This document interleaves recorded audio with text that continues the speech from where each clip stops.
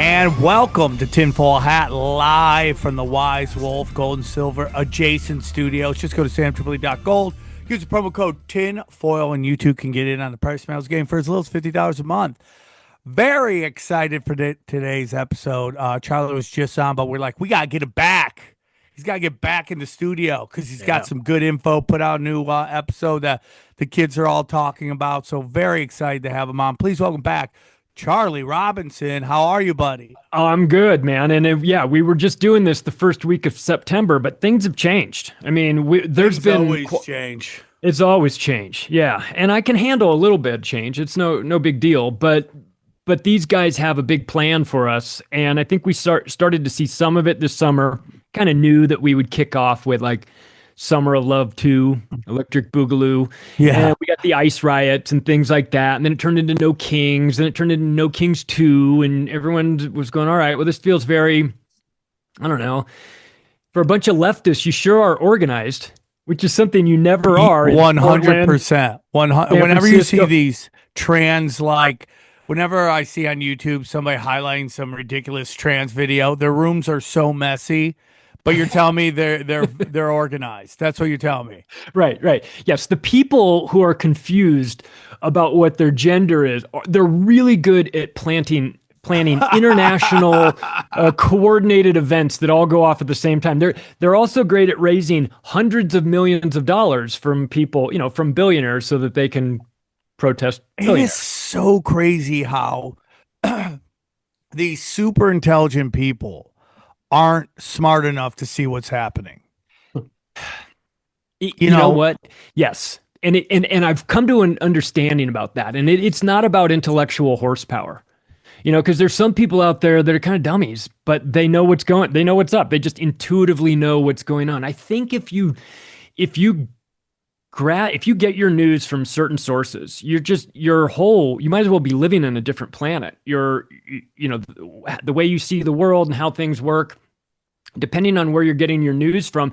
That's why you can take smart people who are busy and have 5 minutes in the morning, 5 minutes in the evening to consume their news. And they just they hear it and they go, yep, sounds good to me. I don't have time to analyze this. So maybe if the busy smart people had time to really dig into this, they would understand how crazy and obviously. And it's not only that they don't want to dig into it, they absolutely despise you for introducing new data to them that forces them to maybe have to think about maybe they've been lied to. The real problem is that most of us are trusting people and we're trusting liars.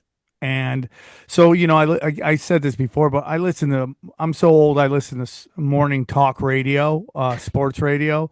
Oh, yeah, and there's nothing that drives Colin Cowherd and his sidekick Jay crazier than a conspiracy. And they always rail against the conspiracy, and then the conspiracy turns out to be true, and then you never hear them ever address it because they hate it. They hate that they have to have they have to spend some of their brain power on trying to understand what's really going on. They'd rather just be spoon-fed stupid, okay? And move on with themselves. And it's like, this is all these people. I mean, intelligent versus smarts is something I've been talking a lot about forever. It's like you can be really intelligent and then not have a clue how the world works. It's called Hollywood, but there's some really smart guys out there that probably can't read at a very high level, but they have a lot of street wisdom. And they could tell you exactly what's going on, how people are going to act and all that stuff. And that's a real problem right now. Well, some survey just came out that most people are for socialism. And now I understand when you see a guy asking for $1 trillion pay package and you're struggling to pay your bills, how you think the system isn't working. And that part of the system isn't. Crony capitalism isn't capitalism, but they just have no clue of history. They've been lied to about everything, and they just run first. America's biggest problem, or one of its biggest problem, is that they're very arrogant about their ignorance. Oh yeah, they're so proud to be wrong. It's so crazy, dude. That's one of the social media things that you see. It's like, not only are you content to just be dumb, but now you have to be loud about it too. Great. Fantastic. So I think that when it comes to sort of like taking a look at what's going on in America, I think there's a temptation to say, well, the problem is that all these people are so defiant out there. And I would say that really the problem that we have in America is the opposite. I think we have a problem with compliance. We have too many people doing exactly what they're told, simply because they're told to do it by people in positions of authority, like the TV or their doctor, or a politician that they seem to respect, or somebody that's in a position of power that they.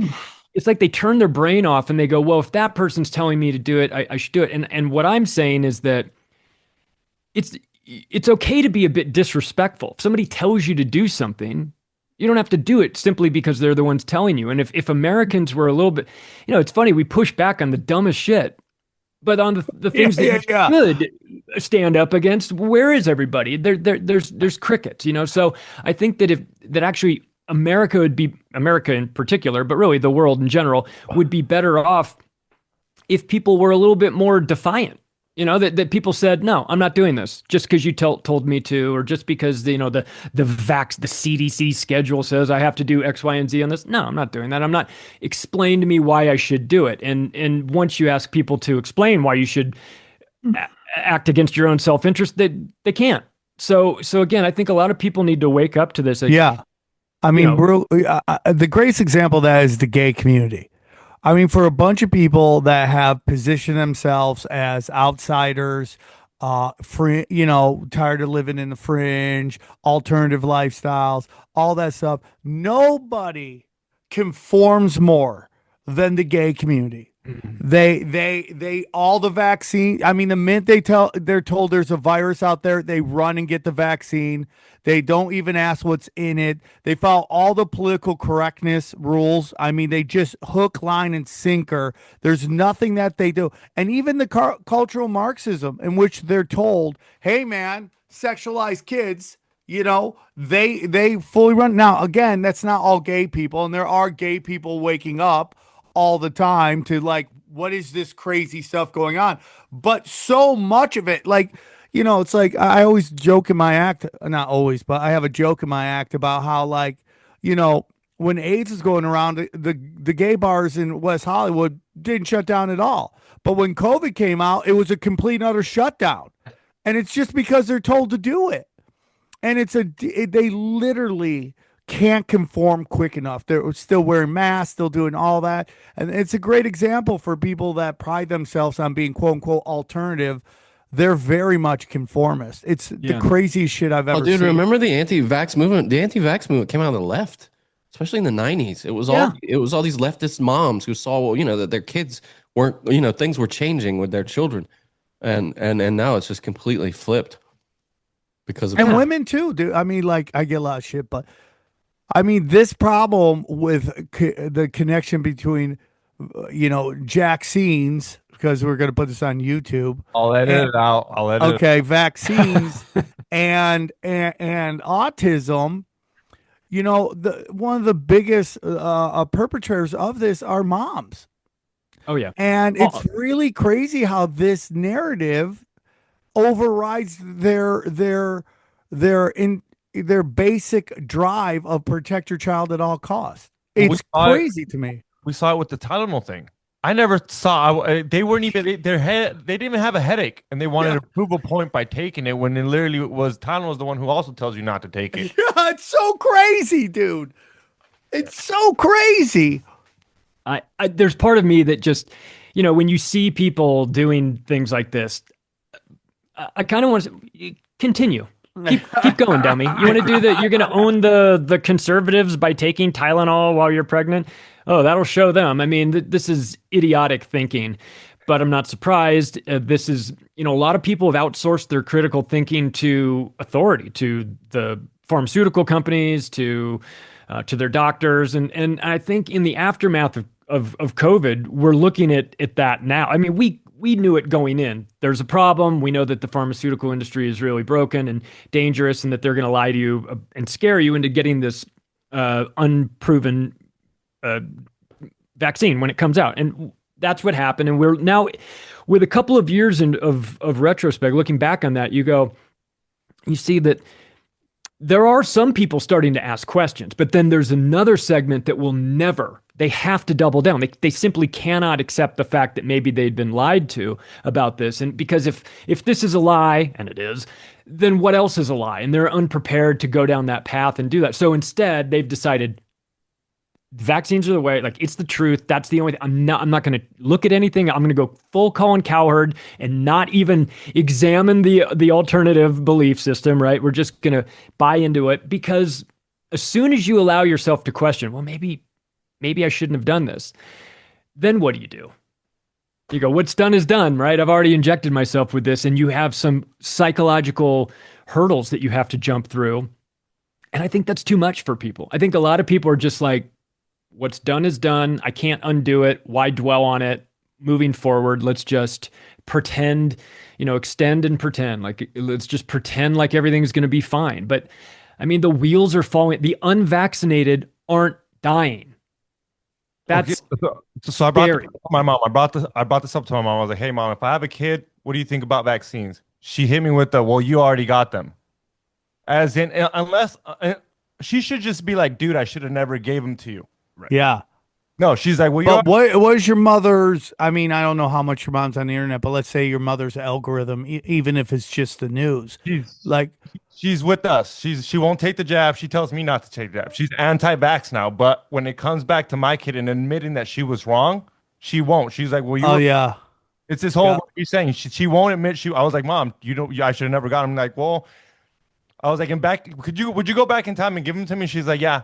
I was like, how? When I just explained to you that this is all an experiment, you don't need them, and it's just.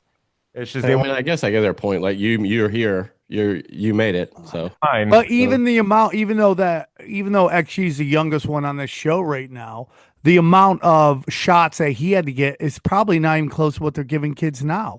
Yeah, it's different. The solutions are different. The types of vaccines are different. I mean, it's apples and oranges at this point. And I've had that conversation with my mother-in-law about, our daughter's fully unvaccinated, like not a single one. And there was a legitimate, I'm not even exaggerating. There was a time when we weren't certain that she wouldn't just take the baby behind our back and go get it vaccinated. Yeah. You know what I mean? That's like a big problem. That was like something that we had to act. It never happened, and she never threatened it or anything like that, to be clear. But it was something that went through my mind, because as committed as we are to understanding the truth of vaccines and digging into it, and we know what we know, and we know how dangerous they are, and we're not getting off of this point because we have undeniable research and proof pointing us in this direction. But arguing with somebody who knows none of that, but is simply reacting because that's the way it's always been done, or that's the way the doctor tells you to do it, or I don't want to be on the hook. What if something goes wrong and I didn't get the vaccines, and then everyone says I'm the bad mother here, right? So there's social pressure, medical pressure. I mean, Sam, with the first time when we moved from Vegas to California, and our daughter was like 1, and we had to interview pediatricians because we just weren't really sure who we were going to use. The first doctor that we went into his office, the first question he asked me was, how are we doing on the vaccines? And I was like, because there's so much money in it for them. Yeah. And when I said we're on a delayed schedule, his response to me is, what, do you not trust the government? And I go, yeah. I started laughing, and I go, well, no, I don't. And he, on his clipboard, he says, well, now I know what I'm working with here. And he started to write something down. I squeezed my wife's hand and I said, we're going to see ourselves out. Yeah, bye. And we left. Charlie, you're so badass, dude. That's so badass. But again, like, the only reason I was able to do that was because I was armed with information going in.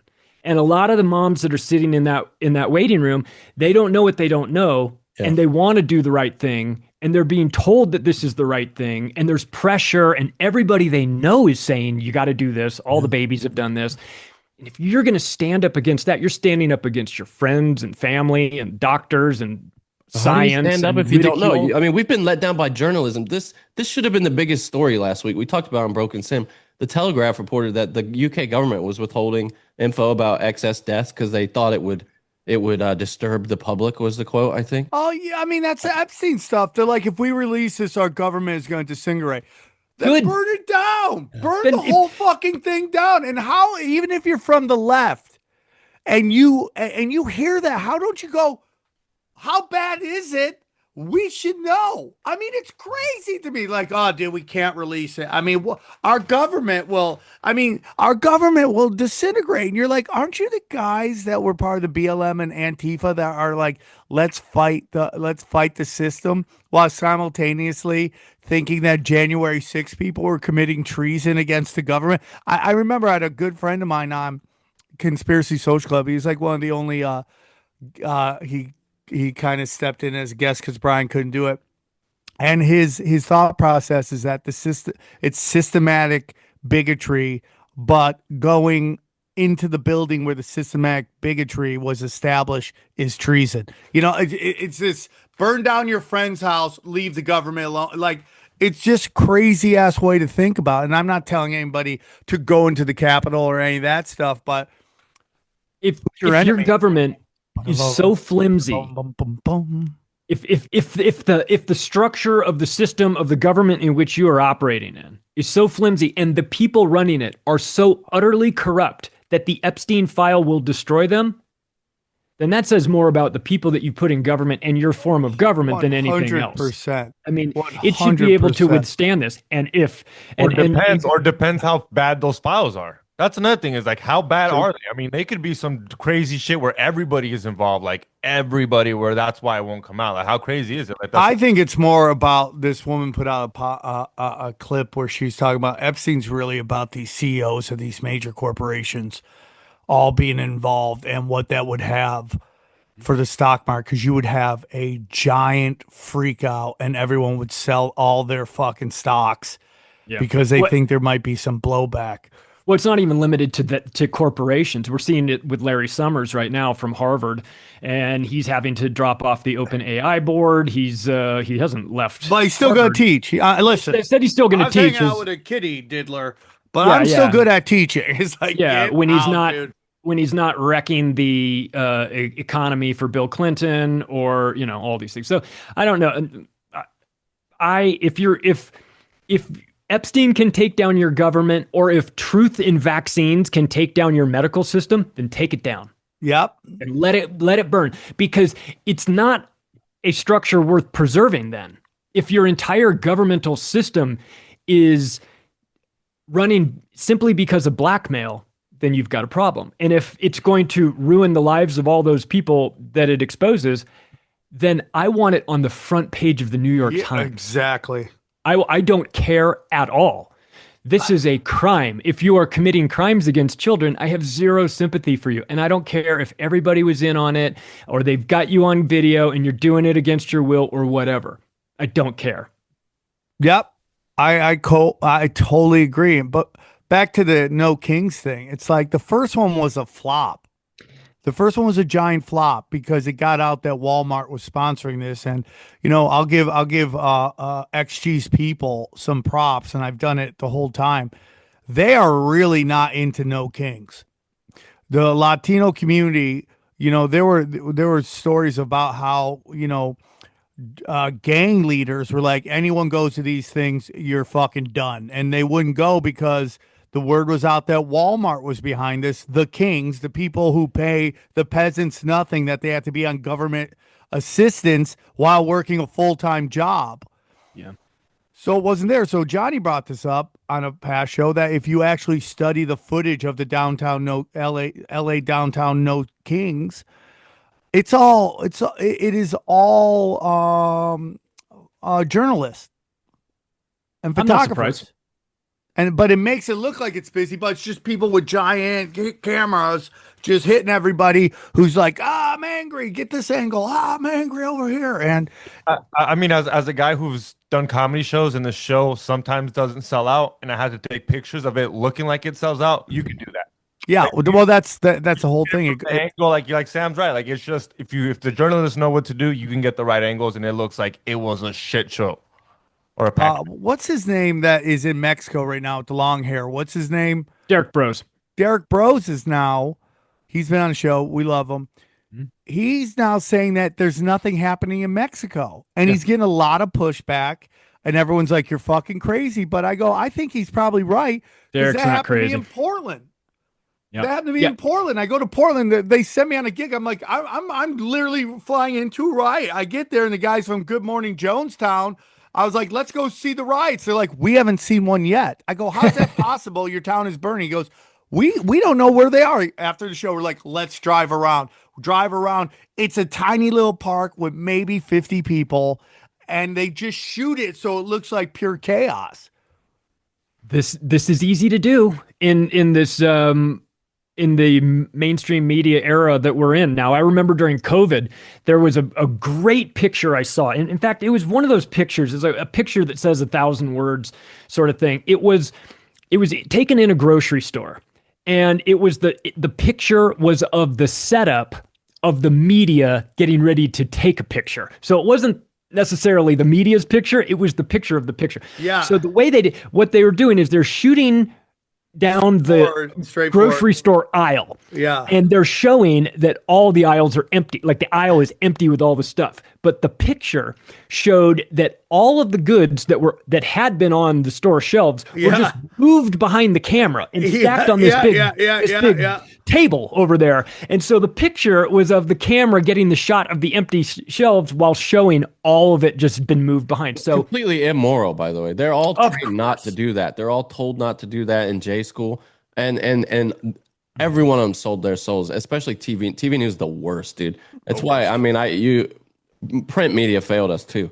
But there are some people in print media I've seen like really are true believers. And a lot of them now are leading, like Matt Taibbi, for instance, are leading kind of the alt media, which is actually doing investigative journalism now. But dude, Matt Taibbi had a weird moment with that Barry Weiss where he was defending her. Yeah, they're friends, I think. They're friends. I think. Okay, I'll give him. I'll be okay with that. I just want to get in Matt Taibbi's fantasy football league because I hear it's a real like. Really? Yeah. I hear it's like the best. That's great. Yeah. I'm getting murdered in two of mine. If you lose, if you finish last in your league, they kill you. But yeah, that's what I want. I need some stakes. Let's have some stakes, dude. Yeah, you're gonna swap out that defense. You better be paying attention. Who's got a bye this week, guys? Hey guys, listen. The fiat dollar is in chaos. Okay, it's chaos, and eventually it's gonna go bye-bye. That's why you gotta hedge your money you have in your bank right now into precious metals. You need to trust me on this. It will stabilize your money. Grab gold, silver, all that stuff. And the best place to do it is our good friends at Wise Wolf Gold and Silver. Let me tell you about Wise Wolf Gold and Silver. If you're paying attention, you know that de-dollarization is real. Fiat is fake, and you don't want to be left holding the bag when the dollar collapses. Gold and silver has been money through all of recorded history and are an excellent way to protect yourself from inflation and geopolitical turmoil. That's why I trust my friends at Wise Wolf Gold and Silver for all things precious metal. Veteran-owned and an A+ rating by the Better Business Bureau. No transaction is too big or too small, and you can even roll over your 401k or IRA into physical gold and silver. And if you think you can't afford precious metals, think again. With the Wolf Pack monthly membership program, you can get gold and silver delivered directly to your door for as little as $50 a month. Wise Wolf Gold and Silver also deals in and accepts Bitcoin.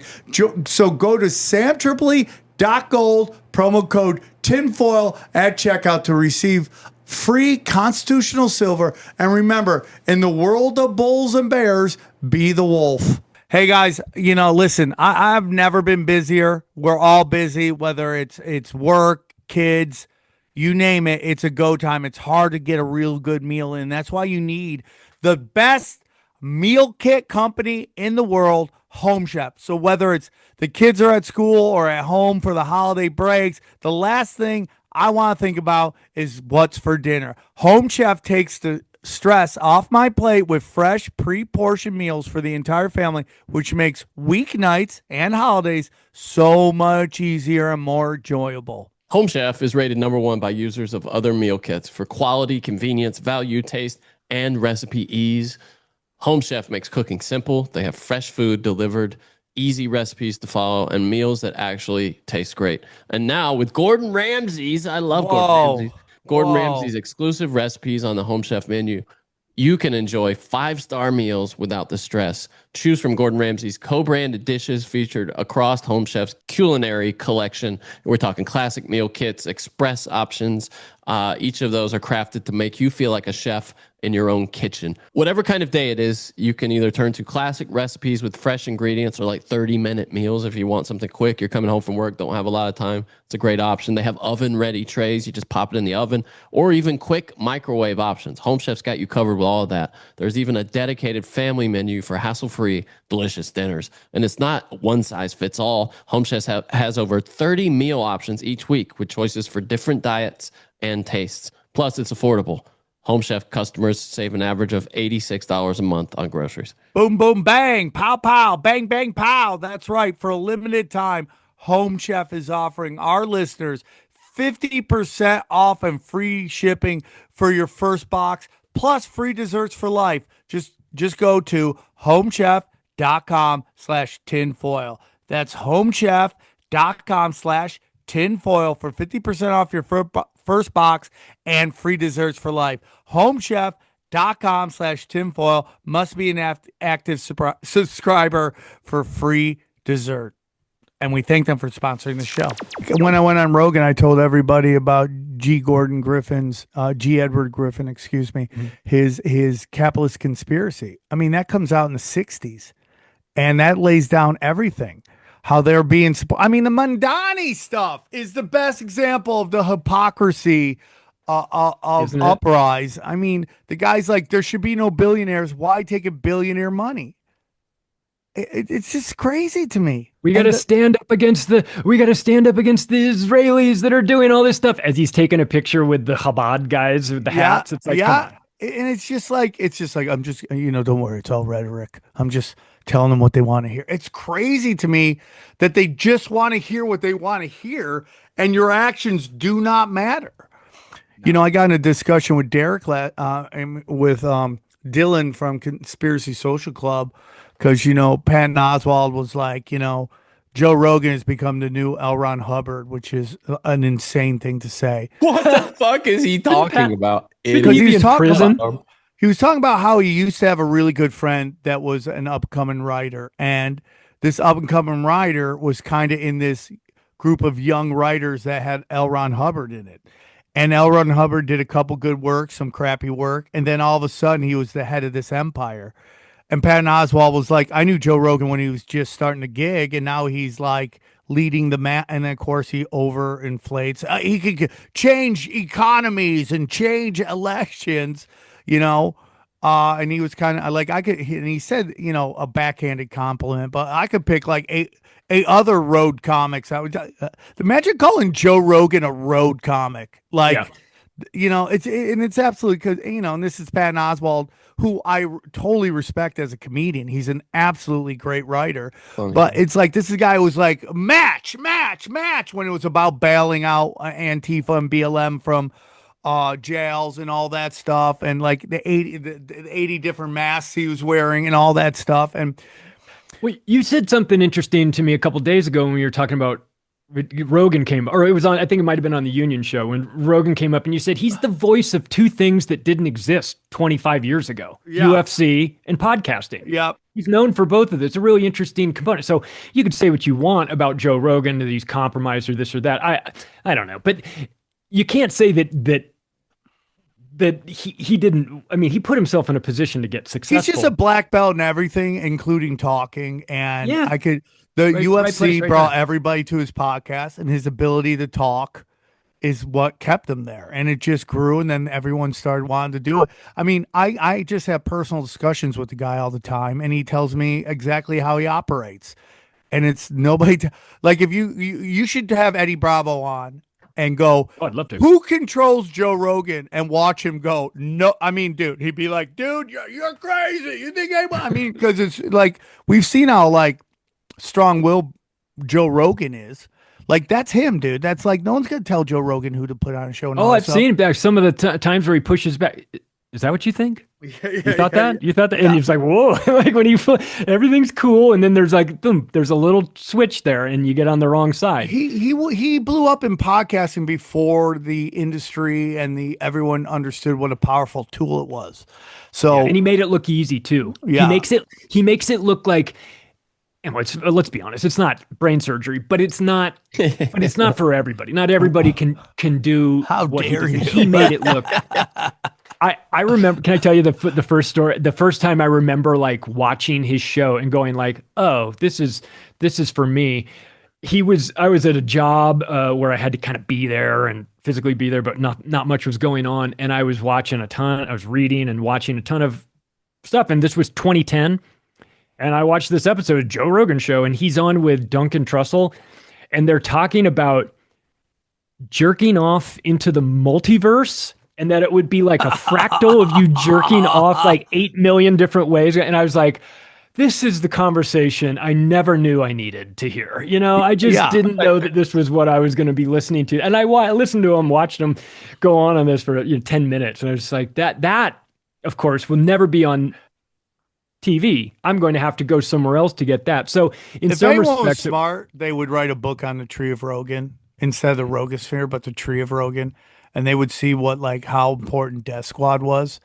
And it's just like, it was the first time this group of people, I'm not saying they're the first edgy comedians or anything, but it was like the first time a guy on Rogan's side just had a army of just shit talking comics who were creating content for them and not for the industry. And it changed everything. And then, the tree goes off into Gas Digital and all these other kind of like podcasts that are popping that are just really authentic. And I know for a fact that someone has, with real backing, tried to get a movie made about that, the Tree of Rogan, and documentary. He doesn't want it. Yeah, he does. He killed. It'll be done at some point. I mean, if they're gonna do Eddie Murphy sitting in his fucking drug cartel house talking about his life, they'll do one on that. But I think right now he probably thinks it's too hot. And he's getting too much, but there will be a time when we're much older and we're just old men talking about great days have passed. That will happen. Maybe that's the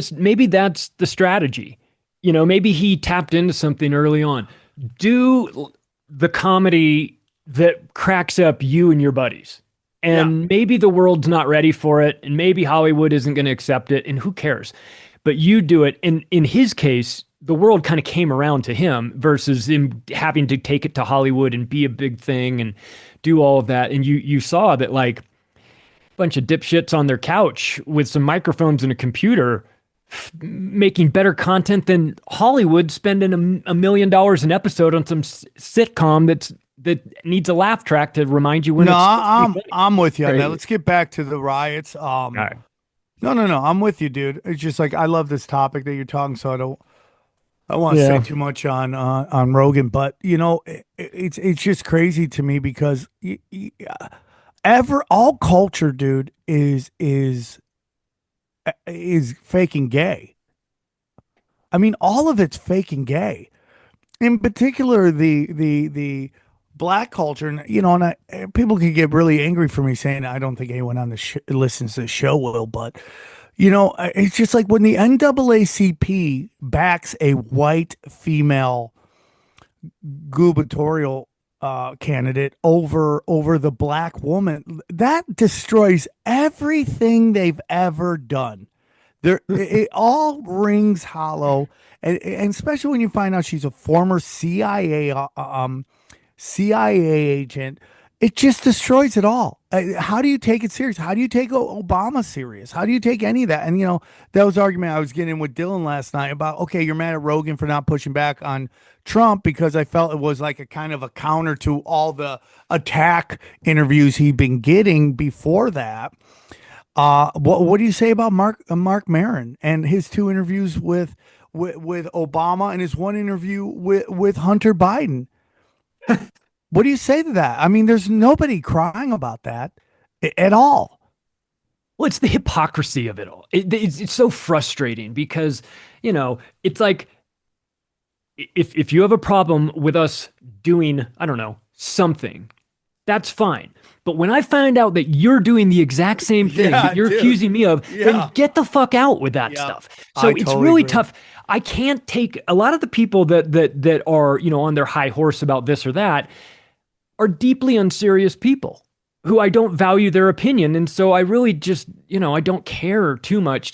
People are like complaining, oh, shaking their fist. Why is he doing that? He's interviewing Trump. Like you said, where was this out? Are you mad because it's Trump? Are you mad because it's a president? Are you mad because you just don't like the guy? Because we could pull up the interviews with Biden and with Obama and all this stuff where when it's your guys, it's fine. When it's the other guys, it's now somehow a crime. It's somehow you're Nazis and all this stuff. The inconsistency across the platforms with these people is the frustrating part. And that's the red team as well as the blue team. But I think the blue team is really taking it to a new level. But, I would be willing to listen to their complaints if they were weren't consistent. if they were consistent in it. If it was like, I'm mad about this. Okay, good. That's a reasonable thing to be mad about. But were you mad about it when your guy was doing it? The answer is always no. So then it's like, well, then you want to get mad at this guy for doing it but what about when your guy? Now, if you show me some consistency here, it's a different conversation. But until I see that, it's just more nonsense. And it's more, and Sam, really, it goes back into that old adage that it's easier to fool somebody than to convince them that they've been fooled. And we see this psychological tactic play out day after day in your personal life too, when you try to talk to somebody about, as you said, like XG, like talk to your mom about the vaccines and everything. It's like sometimes some people, they just have a mental block there and you just can't get through. So it's interesting to watch the psychology of it all. And I understand that people are frustrated. I'm not saying that you shouldn't be mad about the current situation. It's just that you're being manipulated by people who know how to manipulate you very well. And when you go out into these places in public, especially if you actually go out in public to participate in this stuff, you are walking into a huge trap. You've been caught by the flock cameras going in. You're getting scanned by Reaper drones. You're getting picked up by Scorpion devices that are all around. Everything on your phone is getting ripped off. They're just pulling it all down. Yeah, I agree. Walking into a trap. So for people who are genuinely mad about this stuff, I feel you. Like, there's a lot to be mad about. But if you think that the solution to this is going to a billionaire financed protest against billionaires, you're missing the plot, right? And it's not limited to No Kings or BLM or whatever, because this is going to happen in the future as well. So when the next event comes and it's in your area, or maybe it's nationwide, and you want to get out there and show your support, just understand that there's a bigger play here and that you might actually be walking into a trap. Yeah, I agree. I totally agree.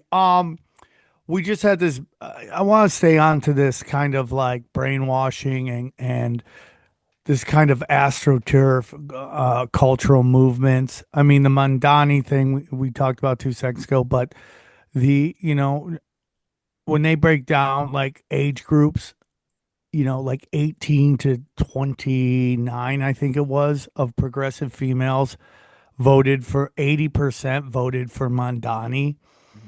And it's just crazy to me. The Muslim thing doesn't bother me. We got this stuff going on in Dearborn. There's some stuff with the guy who started it. There's a lot of beliefs that he's not even Christian. He's Jewish. And, again, this is like astroturfing culture wars. You're going to show up to a predominantly Muslim city and then walk around talking about shish kebabbing Qurans and carrying the Bible, and you're wondering why you're getting attacked, and which again is I got in a little, and I wish I hadn't gotten so emotional with pasta, but with the amount of what's going on against Christians, but here we are again, here, which seems to be an artificial movement to cause chaos in Dearborn. And just, so the reason I'm going into that is like, I don't really have a problem with Muslims. I think, to Pasta's point, that there's been a giant genocide against them. I would like to go even deeper into the role of like Wahhabism that's being funded by the Saudis, who are most likely crypto Jews at that point. And, completely, and even when we get into like the Jews, right? I mean, we're really talking Bank of England here, in my humble opinion, which is even higher. And then if you talk to Mel K, she would say it's a Bank of International Settlements. Who's the leader? I don't know on that, but they're funding all this stuff. And, so it's not really the Muslim problem I have, because I think they have been exploited and killed and annihilated. But it's his socialist views, which he's already walking back on after getting elected. He's also like, yeah, I can't be free. It's not necessarily going to be free. We're gonna have to. What? The one he's backing out of already. How he's going to give away free busing and stuff like that. And so he just says, well, it's like guys trying to get laid, right? It's like, we're going to say whatever we got to say, whatever you want to hear to let us hit it. Yeah. And then afterwards, we'll deal with the consequences after that, and then that's why women go crazy, because they're like, guys are jerks. You're like, you're totally right. You're 100% right. It's all free buses until it isn't. Yeah, it's all free buses until it isn't, but the amount of women who and it's called suicidal empathy, vote against their own best interests. If a man says, we want to get rid of law enforcement, we just had a guest on says that he would rather have no law enforcement than law enforcement, because, he'd like the right to defend himself. And I understand where that comes from, but that gets a little dicey to me in bigger cities. And Johnny, if you want to jump in on that, you can, but it's a little, I think it gets way more dicey in a big city than it does in a small country city. There's less variables. But for women to vote like that, and I did that joke at Skankfest, it got really quiet. And I'm like, you see a woman getting assaulted, you got to ask her who she voted for before you help her, because like, did you ask for this? And if I'm on Donnie, I'm like, oh man, enjoy that. I'll see you later. I got to go home to my kids. I'm not going to lay my life on the line because you got what you voted for. Can I say something? Because you were making a joke out of this, and I have to tell you how crazy it's gotten. Because in San Francisco, for the BART rail system, if you go up to buy your tickets, you can also ask for one of two different cards. You talked about like giving give someone your card. And the cards say, there's two different ones. One says, hello, I see that you are currently being assaulted. I got you. I'll be here to help you in the aftermath of it. And the second card is, help, I'm currently being assaulted. Please, I guess, notify my loved ones and find my body somewhere in a shallow grave. I don't know. I'm not kidding. Like, it sounds like I'm making this up, but the answer, the solution for the leftists in San Francisco to the problem of massive crime and assaults on the BART was not to do anything about it constructively, but was to print business cards that you can hand to somebody while you're watching them get stabbed to death on the BART train. This is the solution. So some of this stuff is magical thinking, with the socialists and everything. And they come into this and they say, we're going to, everybody, when they're running for election, is giving stuff away. I'm giving this, I'm giving that. So that I'm not even so concerned with. But the reason why 80% of young women are voting for this guy social is because they don't understand economics. They just don't understand it. They think that you can wave a magic wand and get all this free stuff. What they failed to recognize is that there's already people leaving the tri-state area simply because it's no longer feasible for them to live there. 2 million people have left New York, Connecticut, and New Jersey in the last 10 years. Did you know that? 2 million. Yeah. And they're leaving because of the taxes and the craziness and all of this. When you get New York City gets 50% of their tax revenue from 1% of their residents. Before the election, they did a survey, and it's kind of unofficial, but they asked people, those who are making $250,000 or more, were you going to stay or leave? What were you going to do? Should he win the election? There was already 13% that said we're leaving. That was before he won. Now, if let's say that maybe that number holds, If you start losing the people who actually contribute tax money to New York City and they leave and go to Florida and Texas, and by the way, they've taken a combined $250 billion worth of net worth with them in leaving so far to go to just Texas and Florida. If you scare the people out who make money, there's not going to be any money to pay all the people that want the free handouts. So his program's already going to fall apart. The free bus thing is only the tip of the iceberg. He was also talking about free healthcare for children who are 6 weeks to 5 years old. That'll bankrupt New York just with that alone. But it gets even crazier. He wants to reimagine the concept of private property with regard to owning rental buildings. So imagine this scenario. This is real. This is what he wants to do. Dude. I'm going to run this by you, and you tell me how insane this idea is. Okay. You're a tenant in a building. Your toilet breaks, let's just say. Rather than contacting your landlord to say, my toilet broke, can you come fix my toilet? What Mandami wants to do is you contact the city. Oh. The city comes to your house, fixes the toilet, and sends your landlord a bill for it. Now, your landlord has no say in this. They don't get to pick the company that comes in. They don't get to decide on the price. They don't get to say no. They just get the bill sent to them. If they don't pay the bill, the city will put a lien on their property. And if they don't get that lien removed, the city will take their building. That is the plan. That's the plan for New York City, just so you know. It's going to be a shitty plumber, a shitty whatever, because you're not going to get top-notch shit just like you don't now at the DMV. And it's going to be triple the price. Go to DMV and let me know how long that takes. So some of this is just dumb ideas, just downright bad thinking. But it appeals to people. You know, it appeals to a voter who's got a broken toilet and the landlord hasn't fixed it, right? And they think, well, this would be great if someone will come in here and take care of me. The problem is it's the city, and they're never going to do what they say they're going to do, and it's always going to be It never does. Dude, I mean, Cuomo invented a phrase to cover the bullshit of politicking. He said, what is it? You campaign in poetry and you govern in prose. That's Cuomo. That was his phrase that he would when people were calling in him on his bullshit, he would just say that all the time because he's full of shit. I mean, and that's it. You see it over and over again. I mean, you saw it with the president. Frankly, I mean, like on this Epstein shit. Yeah, and New York, you've seen these policies installed. It's called California. I mean, De Blasio is politically nearly identical to this dipshit, and it was one of the. I mean, everybody hated De Blasio.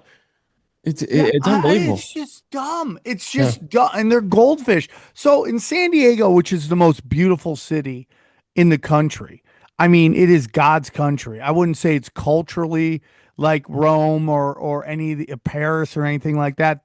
Our version of that's gone. It's called San Francisco. Yep. That we had that, and it's fucking gone. But San Diego is now in its rich kids destroy everything phase. And now they have this thing where the city will send around garbage inspectors. They're going to inspect your garbage. They're going to make sure this is here, and if not, you're going to get fined. They have now brought the TSA from the airport to your garbage. And you thought the TSA sucked. Well, I don't want to fly. I don't want to deal with the TSA. I'll never see them. Good luck now, San Diego, because now it's inspecting your fucking garbage. Look what? Just that it's in the right spot, like recycle, the recycle, is the recycling here? Is it set? Is the lid down? Like all this ridiculously unimportant bullshit. Is it because of the machine that lifts it up? Like it doesn't work if it's not. Because I don't know. It's just because some stay-home person probably just had nothing going on in their life, and they just took up fighting bad trash. A Karen. I'm trying. I already teed off on chicks. I think I've used up that card enough this episode, so I'm trying to make it more broader. But that's it, dude. And now you have the TSA at your house, and with this digital ID coming, guys, and the people on this show know it, so we're almost yelling into an echo chamber at this point. But you are now asking for the TSA to be every part of your life. Yeah, don't do that. That's what they want. every part of your life, dude. Get the government out of your life to the extent that you can, and in any way that you can. This is war. You know, they hate your guts and want you dead. They I hate think your everybody guts. needs They to want you dead. To know that. That is should be your starting position when dealing with the government. Because when you know that, when you truly know that, you come into it differently. Hey guys, real quick, I want to tell you about one of my favorite sponsors. That's right, Mint Mobile.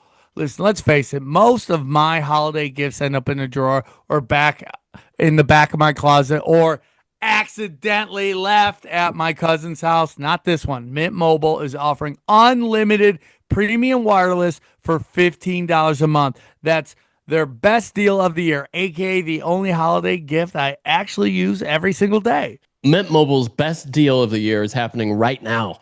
Get 3, 6, or 12-month unlimited plans for $15 a month. All Mint plans come with high-speed data and unlimited talk and text on the nation's largest 5G network. And you can bring your current phone and number over to Mint. No contracts and no nonsense. I use this, and you should use it too. This is Mint Mobile. It's got the best service nationwide. I go snowboarding, I go surfing, I go poker everywhere. It's the best service worldwide, nationwide. That's it. That's simple. Wow, that's exciting, XG. So listen, guys, don't get them socks. Get them premium wireless for $15 a month. Shop Mint unlimited plans at mintmobile.com/tinfoil. That's mintmobile.com/tinfoil. Limited time offer, upfront payment of $45 for 3 months, $90 for 6 months, or $180 for 12-month plan required, $15 a month equivalent, taxes and fees extra. Initial plan term only. Greater than 35 gigabytes may slow when network is busy. Capable device required. Availability, speed, and coverage vary. See mintmobile.com. All right, guys, real quick, let's get to it. You want to see me live? I'm going to be in Vegas tonight, Minneapolis after that, New Year's Eve in Morris Plains at the Dojo of Comedy with a killer lineup of some of your favorite people. And then Word War Debate, the big show, January 10th in Atlantic City. Trust me, you want to go to Atlantic City on the off season. It's the best. Nobody's there. Walk right into restaurants. It's the best. This is going to be the best weekend, best Saturday night ever. And then again, look out for the 100th episode. We're going to do a special show. We did for the 500. We're going to do it for the 1,000th. And then, guys, if you get a chance, you want to watch this on YouTube, go to youtube.com/official or Tinfoil Hat Official. Yep. Tinfoil Hat Official, baby. Tinfoil Hat Official. And enjoy it. And again, you can enjoy the show anywhere you want. Let's get back to it. Tell you what, man, every time I go through TSA, I'm like cranked up and ready to go. And to be fair, when I go through, I don't know if they put them through sensitivity training. I'm ready for a fight every time I go. I'm actually kind of wanting a bit of a fight. And I haven't gotten one. They've been so nice to me since I blew them up in my octopus book. I did a chapter called Black and Blue and Dumb All Over because they have the black and blue uniforms. And I mentioned how they put them through a psychological test and they only take the stupidest people and hire them. And since then, I don't know, maybe the word got out or maybe it's just all in my head. But I'm always kind of waiting for like repercussions from them, and they're very nice to me. So I don't know what to make. I was leaving Skankfest and going through New Orleans airport, and I was going through, I'm a pre-check guy, and I just was about to enter the thing, and I was just making sure nothing was in my pockets, and the chick screamed at me, "Don't be putting your hands in your pocket while you walk on through." And I had to laugh because it was so ridiculously stupid. What? It was so ridiculously stupid. Her reaction to me just checking to make sure I didn't have anything in my pockets. Yeah. I wasn't even through it. I was about to walk through it, which I would have pulled my hands out. Right. But don't be putting your hands in your pocket when you're walking through. Surprisingly nice airport in New Orleans, huh? What time was that flight? That flight was at I told the story. I got there way too early for no freaking reason. So it was probably around I'd say 5 in the morning. The reason I say that is because I always figure they always put black TSA chicks early in the morning, like to wake you up or like to get the things. Dude, listen, you always position black women in a position where you don't want to take shit. That's what they do. You know, If you lose your luggage at the airport, go to the lost luggage. You will deal with a sassy black chick who doesn't care about your luggage. It's like if you have a hot hand at the blackjack table, you know you're about to get an Asian woman dealer. Yeah, 100%, dude. 100%. I remember I was in high school and for some reason they allowed me to watch my dad gamble, or they thought I was 21, and I was hanging out watching my dad gamble, and just these Asian dealers were lighting him up. So I gave a whole thing on how to play blackjack. This is in school. I was like, "This is how you play blackjack." And I go, "If you're in Vegas, do not play cards with Asian dealers." And the teacher was like, "Listen, I don't know if we could actually say that here. Yeah, maybe you should watch yourself." But yeah, that's dude, they come in with that kung fu, magic, and you're just in trouble. So they figured it out whether it's Vegas or the TSA. When they really need to clamp down on dissent, there's a certain demographic that is brought in to do the job that can really. Nobody tells white people to shut up quite like a large black woman, right? Yeah, I mean they don't give up. No. They are the final level boss of customer service. They do not care. They are the exact opposite of call center Indians, where you can just scream at them and they're just like, "I am sorry, I am so sorry. We want to," and Dana just lights them up, and I'm like, they're human beings. Be nice. So back to Mondani. I hate billionaires taking billionaires' money. The amount of, if we lived in a just society, there would be no Soroses. They would have caused chaos and mischief, and we would have locked them down and just ended their bloodline. There would be no bloodline left. But though we don't live in a just society, we live most likely in a satanic black magic society. Where is it? Where supposedly where the fallen angels landed, Mount something, Sinai or something. I forget what mountain that is. They put a NATO base there that has a room and in that room there are 200 seats, and the amount of fallen angels they said fell was 200 seats, 200 fallen angels, and now they have a boardroom for a seat for each fallen angel, dude. Oh, I got something for you, Sam. This will blow your fucking mind. Underneath the Parliament building in the UK, in the 90s, they spent a long time excavating and building this thing down there, a hidden room, like some sort of shelter. And it's this facility where all of the high-ranking people go in the event of something, horrible. Want to take a wild guess what they named this room? Pindar. Really? Oh my God. It's named Pindar. Yeah. And if you don't know what Pindar is, or something, it's supposed to be an acronym. Yeah, they think we're stupid.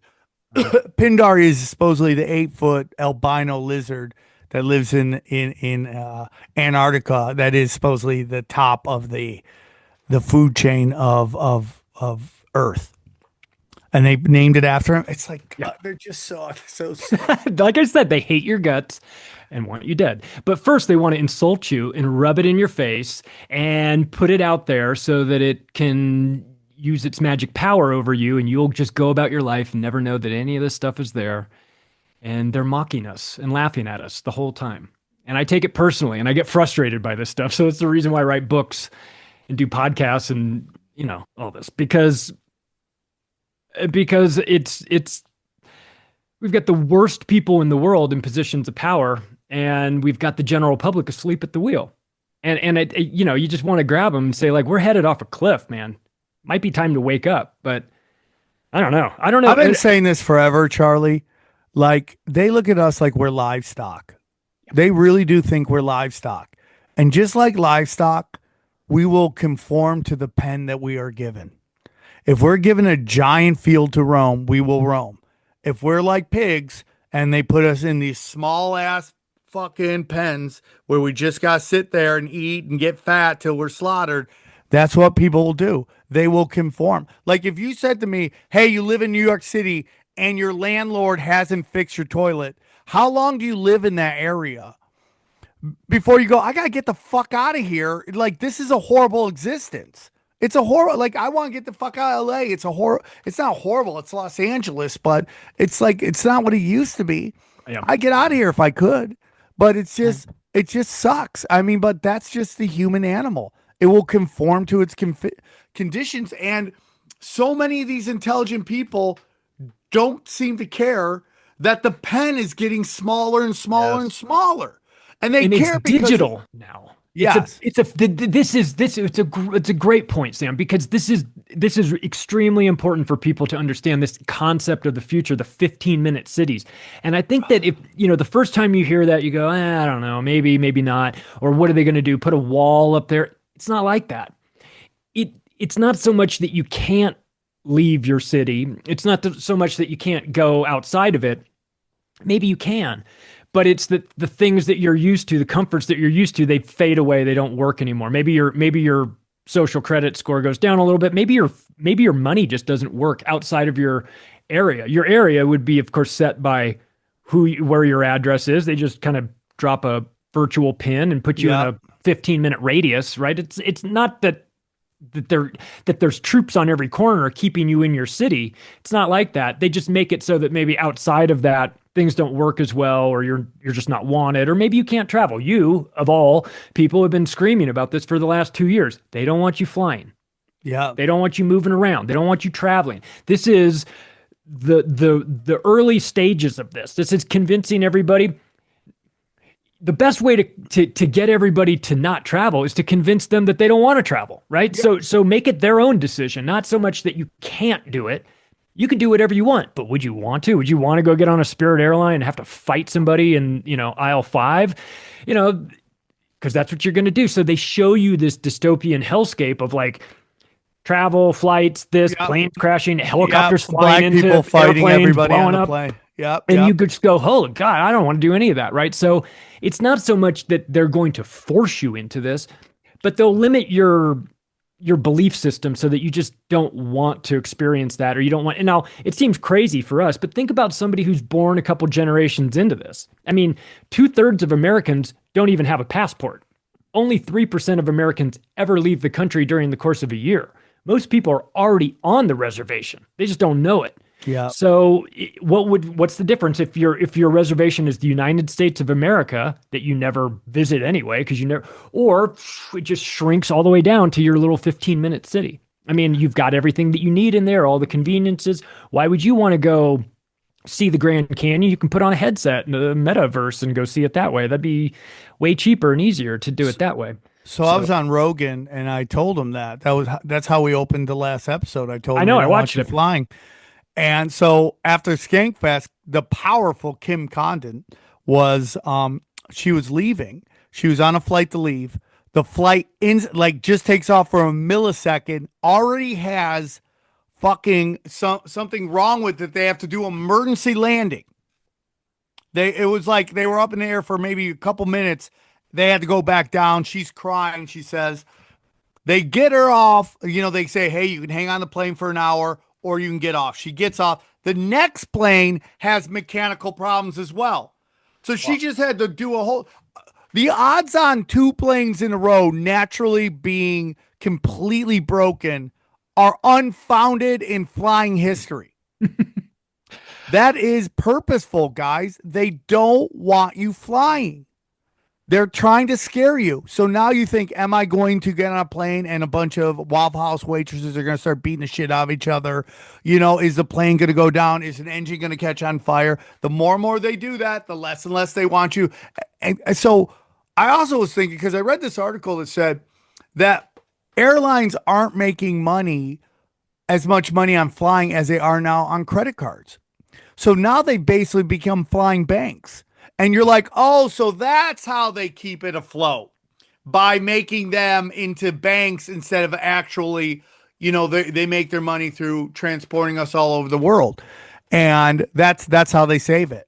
That's how they make it so the industry doesn't freak out and everyone's going, these planes are bankrupting. Oh, we're just going to allow them to become banks and save face and save profits. It's all part of the plan.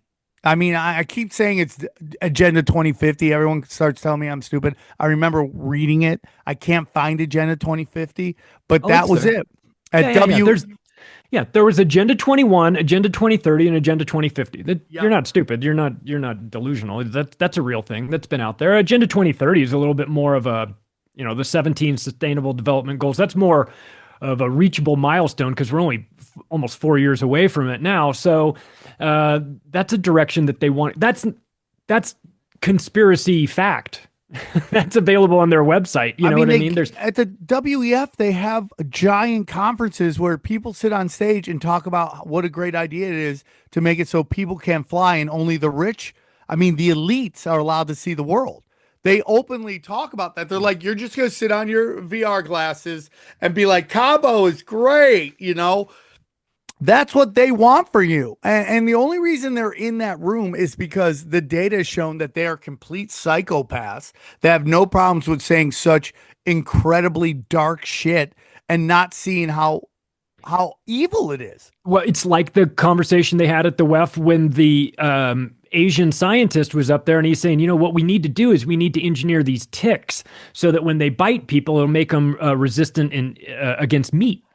And people are like, that's a great idea. Are they still recording these meetings? Like, thing like they'll record them like, here, you guys watch. Well, because that's revelation of the method. They have to tell us. I don't know why that rule is made, but whatever, the fallen angels had to put that rule in, and they have to tell us what they're doing so that doesn't matter. Doesn't seem to stop them. That's because we're supposed to stop them, and we're just completely full of chemicals, and it's like there's 600 over-the-counter medications or products that have a drug in it that blocks empathy. I mean, just think about that. Man, we are in a chemical soup and we're fighting unseen forces here. But if you're aware of it, you're way better off. I mean, if you can start the process of removing yourself from this madness, from the information first, get yourself cleaned out physically. And like I said, I was just talking to Sarah over at Chemical Free Body. We were talking about parasite cleanses and things like that. The parasite cleanse she went through, she was explaining it to me. I was just like covering my ears. I was like, the craziest thing I've ever heard. We're really in it right now. They're getting us from every angle, and it's tempting to want to throw your hands up and say it's over. We're never going to make it out, or say, "Daddy government, please come save me from the problems that you have created for me." But that's not going to help. We just have to get honest about where we are, what we're up against, and then start making some moves. Start doing things. Get yourself healthy. Get yourself out of this. I'm at a point now, Sam, where I'm watching this. I have a different perspective on a lot of the insanity. 10 years ago, I would have wanted to be right in the middle of it to see what was happening. And now I have no interest. I want to be as far back as I can to see the whole thing. I have no interest in participating in, I have no interest in trying to initiate change. I don't think that's what you can do. I think you have to be an example to people to teach them how to beat the system. And once we beat the system, then it will adapt to us. And then, all these marches are astroturfed. All of them are just the people that we are trying to control are controlling us through these fucking marches, through the data of your phone. They know exactly who they can get. I mean, Obama phone is so diabolical. So diabolical. Hey, here is your free ticket. Okay. Here's your free phone. Man, it's free. You don't have to pay for it. And it's like, when something's free, you're the product. And mice get caught in the mousetrap because they can never figure out why that damn cheese is free. Yep, 100%. So I see you list some foundations. We know about Open Society. It was Arabella Advisors. Yeah. So So back to these riots. So Arabella Advisors is the main one. Okay. This is a group you might have noticed a couple months ago. The Gates Foundation came out and made a statement that said that they're distancing themselves from Arabella Advisors. Arabella Advisors just went out of business a couple days ago. They closed it down. They shut it down. Yeah. This week they shut it down. Yeah. And the reason is because, the bad publicity. What they're doing is that they they've started 7 different groups. 4 of them are 501c3 organizations, and the other 3 are 501c4 organizations. Most people haven't heard of a lot of them, but the ones that you might have heard is called the 1630 Fund. This houses most of their projects. It's the big money stuff, and they're raising money from Swiss billionaires. They're taking in money from the Gates Foundation, Ford Foundation, Warren Buffett, Rockefeller Foundation had donated $15 million just for this last No Kings 2. Hewlett Foundation, Zuckerberg sent $50 million to them, Kellogg Foundation, Fidelity Charity Gift Fund. And so I started looking into the groups that are the foundations and that are behind this and who they're financing and what they're doing. And, I know these names. These names are all on a different list of mine that I have. Gates Foundation, Ford Foundation, Rockefeller, Hewlett, Zuckerberg, Kellogg. These are all organizations that are deeply involved in depopulation. They have spent billions of dollars on depopulating the earth. So when you know that the groups that want everybody dead are giving money to this group, that should get on your radar. Arabella advisors should, people that are knowledgeable about these protest events, they should understand that this is the group that's financing them. This is the group that took in that spent $294.5 million on No Kings 2. And that was with Arabella putting $79.8 million in, Soros put $72 million in, Ford Foundation, Tides Foundation put $45 million in. When they're not putting money into these protests, just so you know, they're financing eugenics. I was about to say, when you say put money in, do you mean like they're paying people to go protest? Like that actually goes down to the protester? Like here's $100, here's $100, here's $100? Yeah, it goes into the group that's running it, who's actually organizing No Kings 2. And the money just comes in from a variety of different groups. Actually, what you find is that they all give money to each other. All these groups give money to each other. So that whole AI, how the AI circle jerk is kind of making waves now. Everyone's like, this company's investing, this company is investing. It's the same with these foundations. You go, the Bill and Melinda Gates Foundation doesn't need money from the Hewlett Foundation. Why is the Hewlett Foundation giving them money? Gates Foundation should be giving everybody else money. Why is anybody donating to them? And then you find they're donating to each other. They're all mixed in together. It's a tax write-off scheme. I mean, it's and they're laundering money, as Sam always says. I truly believe a lot of that's just lining pockets of executives in these nonprofits.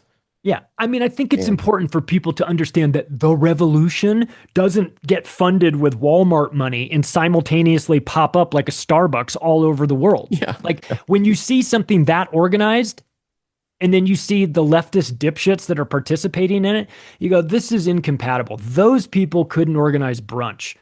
We're supposed to expect that we think that they've done this? No. This is much higher level. And it's a color revolution. Frankly, that's what this is. Ultimately, it's a color 100%. 100%. Black Lives Matter. That was the Black Revolution, and they've done all these in Europe. Kyrgyzstan. No, dude, you go through all of them. J6 was the white colored revolution. BLM was the black. No Kings was the Latino. I mean, they've gone through each one of these, and they just learn how to stir up that group. I mean, the J6 one is nuts. I mean, like, all we do is win. I mean, now Johnny says it's changed a bit, but the information, but if the pipe bomber is a former district attorney, a district police officer who has turned CIA, Johnny, what was the change on that? Well, they said that the CIA or somebody came out and said, with the government came out and said that she was a security guard on CIA property one time or something like that. Yeah, trying to kind of back off of it, but yeah, I mean, still, they have cover stories for all of their people, so it's entirely possible that's just her cover story. But yeah. But that was why are you involved in planting bombs anyway? Why did you need to plant a bomb on January 6th? I was told that all these crazy Republican people were out there doing all that, like they were the ones doing it, and yet who's planting the bombs? calls are coming from inside the house. What a surprise. I mean, it's absolutely nuts. And just nobody wakes up to it because everyone just moves on. So who is this Tides Foundation? Tides Foundation is, they were started in 1976, and it's the type of structure that takes large amounts of money from some of the most dangerous foundations in the world for social engineering and depopulation. They raise money, and then they distribute it out to a variety of places. This Tides Foundation raises money from Ford Foundation, Hewlett Foundation, MacArthur Foundation, Open Society, that's Soros, Rockefeller, and Robert Wood Johnson Foundation. So they take all that in, and then they spend money on groups like the Poynter Institute, Climate Central, and Reporters Without Borders to manage the narrative version of this. Poynter Institute is media. So they go in there and they spend a bunch of money on this. This is propaganda. It's a bunch of things happening at the same time. It's social engineering and depopulation, but always with propaganda. Wait, can you talk about Poynter just briefly? Because when I was in journalism, they part of our professional organization benefits were that we could get free Poynter classes, and they would come in and talk to us occasionally. That's interesting. They're scumbags is what I'm learning. Oh yeah. Oh, that's great. Yeah. Good. Yeah. I would. Yeah. You don't. These institutes that are, I mean, well, they're scumbags for sure. They're taking money from people from organizations that are actively plotting depopulation, trying to murder as many people as possible because for a variety of reasons, maybe they think AI is coming. They just don't want people taking up space on their planet. They want to manage the farm. They're pulling human weeds. However you look at it, they've made a decision and a calculation and then put their money behind it that they're actively trying to thin the herd. So when those groups are doing that, and then they give money to Poynter Institute and they go, now go do your thing with the media, guys. You guys be good and talk about trust in media. It's like, okay, but I'm taking money from people that are literally trying to kill you. So it's so crazy to me. And I think I've always heard that when there becomes too many billionaires, right, of the cattle, some of the cattle have figured it out and they get into this billionaire level, that the elites like to reset the system to knock everyone back down and make them stupid. And it's just a rigged game, dude. It's just like, that's why they crash an economy. That's why they crash stock markets. That's why they crash everything, is because just the cattle have gotten too rich. And I had somebody explain it to me like this with the cattle situation, that if you've got a herd of cattle and one of them wanders off and leaves the herd, it's not the end of the world, and they're not going to go track that cow down. But if you are somebody who is actively trying to lure the cows away out of the herd, they'll come for you. So that's where we are. We're the people actively trying to lure the cows out of the herd. They're fine with people waking up, like here and there. They understand that that's not going to do much. But when you're a person who starts to have some pull and has an ability to explain to the cows, you need to leave this herd, man. You're in danger in the herd, actually. Then they crack down. So that, I fear, is what's coming for anybody who is extremely effective at leading people away from this system, is that you will, they're fine just with a little bit of attrition. But if you're actively making them lose their herd, they'll put a stop to that if they can. Yeah, that was all the YouTube censorship. That's what I see. They're making it harder and harder to make money on YouTube. Yeah. Oh, by the way, I'm back on YouTube for any of the tinfoil hat audience. If you're interested, Macroaggressions podcast. Welcome. I make no representations how long that channel is going to be there, but I've got Matt Raymer from Content Safe helping me backfill all the episodes to try and get it in there. And how'd you get it back? Was it just like you just one of those lucky ones where it showed up? No, I requested it back after everyone started getting theirs back. I was like, mine got banned in 2021, and maybe I should just see what happens. And so I requested it, and it said you'll get an answer in 48 hours. And I didn't get an answer in 48 hours, so I just assumed it wasn't going to happen. So I started making plans to create a new channel, and then 10 days later, I get an email from YouTube out of the blue saying your channel has been restored. I was like, okay. I mean, but again, it's a foundation of quicksand. It's tough to build there, but I'll take whoever I can get. Yeah, that's who's our watching it on new YouTube. channel. It's And just come on over to somewhere else where we can talk about it without. I mean, filters. if you're an old school conspiracy theorist, they still hate you because you created the system in which they have to deal with. These new content creators are coming in talking about things we talk about, getting hundreds of thousands of views. For some reason, they don't care about them. But Yeah. like the old ones, the ones who are like pushing back against, P-Gate and pushing back against COVID, they haven't forgot. Let's say my bad, sorry to interrupt you. Let's say the left or the right wins. Is that going to dictate how censorship works? Like, let's say the left wins. Are they going to go back to censoring on YouTube? And No, it's always the consumers, dude. And I think YouTube lost so many viewers that they had to freak out, and then things like Rumble showed up. And I think the real one is Twitter. Twitter started allowing just everyone to post whatever the fuck they want, and it started getting a lot of traction, and they kind of freaked out because when YouTube was censoring us, Twitter was completely on lockdown through Jack Dorsey, so you couldn't do anything. He was only allowing retarded liberals to thrive. I mean, I would see guys I know who were like good comics and they were my friends, but they were tweeting the dumbest shit, and it was all from the progressive left and getting 30,000 likes and 100,000, 200,000, a million views. And so if you were one of us, you could get no traction on Twitter unless you were really well established before that. I got kicked off in 2020. I was coming back from Acapulco, and I made like a tweet, just a throwaway line, like, when are we going to throw Bill Gates into a volcano? And I got off my plane, landed in the airport, turned on my phone. I was, what's going on? My account had just been deleted.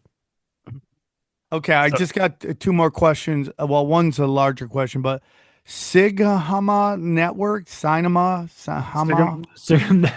Yeah, that's a Neville Singham Network. Neville Roy Singham. He's a Maoist who lives in China. He got chased out. Credit, I suppose, to this guy. If you're going to be a Maoist, put some money where your mouth is, right? And go move to China. So he did, and he lives there, and he's super wealthy. And you know what he likes to do? His favorite thing to do? Finance chaos in places like America. And so that's where we go. This is part of it. It's what they just call it dark money NGOs, and he's part of that. That Singham Network group is cultural Marxist, trying to destroy society. Maybe they want to rebuild it in their image. Maybe they just want to see it burn. Doesn't matter. But that's part of the group that's involved with all of this. They've got endless money for this agenda.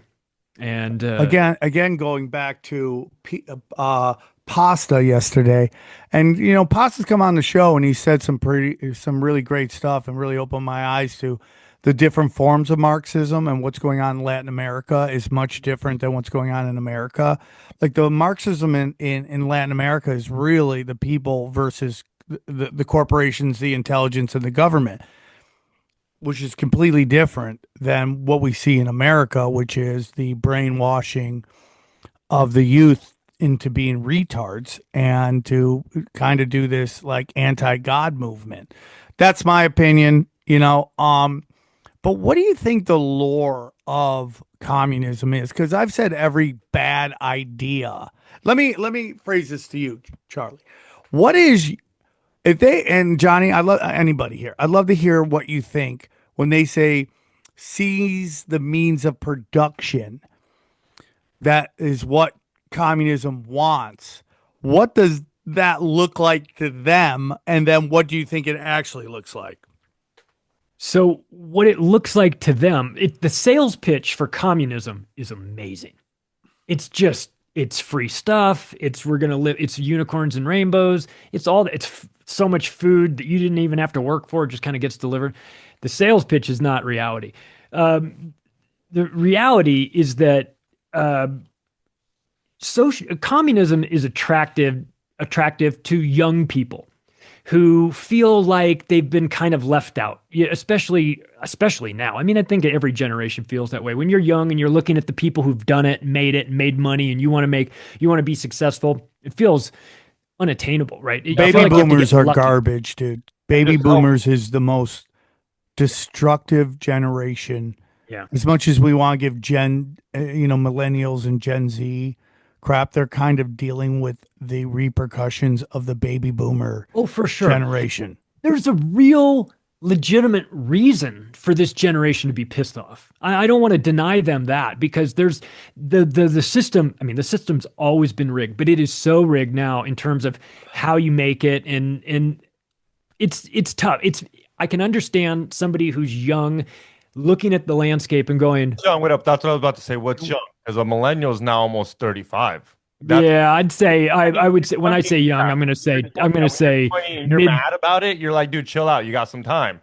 But mid-20s and under. Mid-20s and under. You're coming up. You're trying to figure it out. But for the record, 35 now is almost a young adult in the way they act. I mean, they're millennials in their 40s. So that generation is.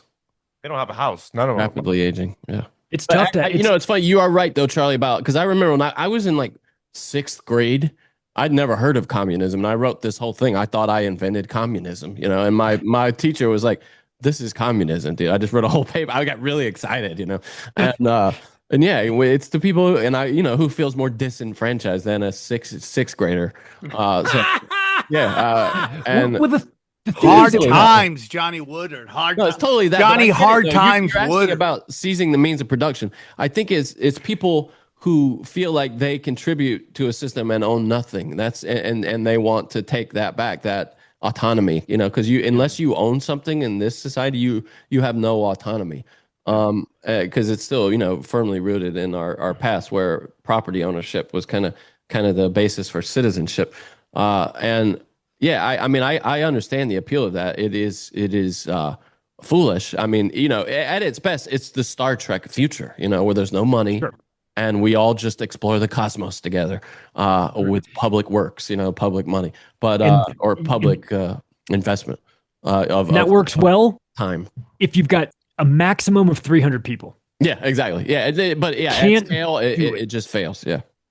Yeah, and so I think that theoretically, the kind of seeds the means of production, and all this is those big bad capitalists have created this system that's completely unfair. And if we were in charge of that system, we would make it fair. So you get the Bolshevik revolution, right? And they murder everybody who runs the factories, and they're going to seize the means of production. And they get in there and they go, all right, now who knows how to run it?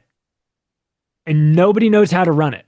And they've killed everybody who knew how to run it. So what they do in the Bolshevik Revolution? They brought in the Americans to run it. They said, we've fucked up here. We've killed basically everybody. Yeah. And everybody who actually knew how to do any of the things that we need to do, we're in a problem here. We didn't learn how to do it before we killed them, so now we don't know how to do it, and they're gone. So they bring in the Americans to run the corporations in Russia in the Bolshevik Revolution, which is, of course, what they wanted. And so we're in there. So theoretically, sounds great. In practical nature, when you seize the means of production, you better know how to run it too. Because if you don't know how to run it, then you've got a factory that's not producing anything, and you're all going to die and starve to death. So it's theoretically, the idea of it, like you said, Star Trek future, sounds appealing. And for people who have nothing, you have nothing to lose. You have nothing you have to give up, right? The idea, you're going to share all this stuff with me? Great. If I had to share with you what I have nothing. So this is a good deal for me. Once you actually get to a point in life where you have something, and somebody else proposes you, hey, what if we did a deal where you give me half of your stuff? The person goes, doesn't sound like a good deal to me. Why don't you go get a job and do it? It's like, well, I'm not into that. Well, then if you're not into that, then I can't help you. I'm not going to give you half of my stuff simply because you think that this is the way society should run. So it's in concept, it's like a great timeshare sales pitch presentation. Like you walk out of there, you're ready to go. You're ready to sign up. You're envisioning yourself in Hawaii once a year. But when you get home, you're going, what have I done? I'm trying to get myself out of this timeshare contract. I don't want to be involved in communism. It was a sales pitch that doesn't look anything like it in real life. And I think a lot of people who are young and maybe even well-meaning think that this would be an idea where we can help the less fortunate. And if it was about that, I'm in favor of helping the less fortunate if they're less they have the drive to do something with it. Here is that right. They have by no fault of their own. But if you're choosing to be less fortunate and just gimme, that system doesn't work. You're just bad at math. There's just not enough money. Socialism and communism is great as long as you have somebody else's money to spend. The minute that money runs out, it's the dumbest idea you've ever heard of, and everything collapses. So in real communism hasn't been tried. Because it can't work. Here's the actual definition according to ChatGPT. Take it for what it's worth, but the quick definition: seize the means of production means workers take control of the factories, tools, land, and resources used to produce goods instead of things being owned by the private individuals or companies. It's a phrase often associated with revolutionary socialism and communism, which gets into almost mob and gang situations. You're always as long as you have the super smart and the psychotic, you're always going to have a power structure. Always. Someone will always take control of something. And by the way, what also isn't in that, and if you study like all these communists, they were talking also about wives. That there would be no one would be no marriage would be about a man and a woman, but women would become community assets.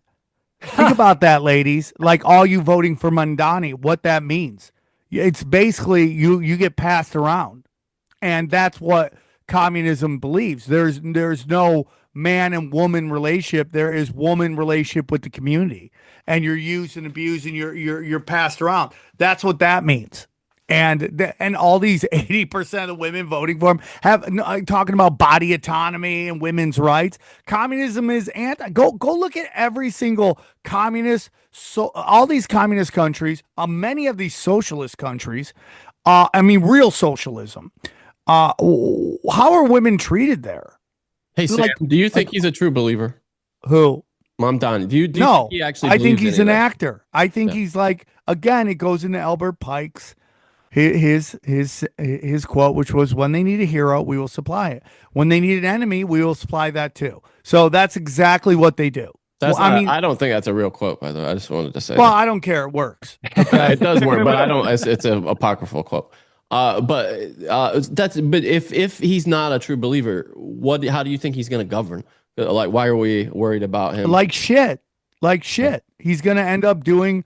He's going to end up getting a lot of pressure. The character of it, but like his policies. What do you think his policies will be? Do you think he will govern? Do you think he's a true dyed in the wool, socialist? I think he's a rich kid socialist. That's what I mean. And once he gets in, he's gonna play ball with all the elites because that's where all the money is.